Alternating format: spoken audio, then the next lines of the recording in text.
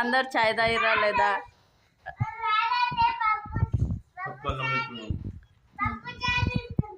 ఇంకో కర్రీ కూడా ఉంది కదా, అది చెప్పవా?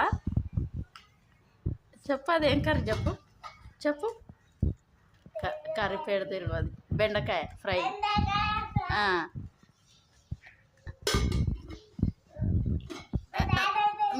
మీరేం చెప్పారా? మీరు చెప్పారా? ఏం పొద్దున్న తింటారు, ఏడుకు అవుతారు, ఎందుకని తింటారు, ఏం చెప్పారా? అడుగు, చాయ్ తాగిరా లేదా? నేనైతే అన్నం తింటున్నా, డ్యూటీకి తయారై. టిఫిన్ అయితే ఏం లేదు ఈరోజు మార్నింగ్. ఏడుకోతున్నాడు డాడీ పొద్దున్న.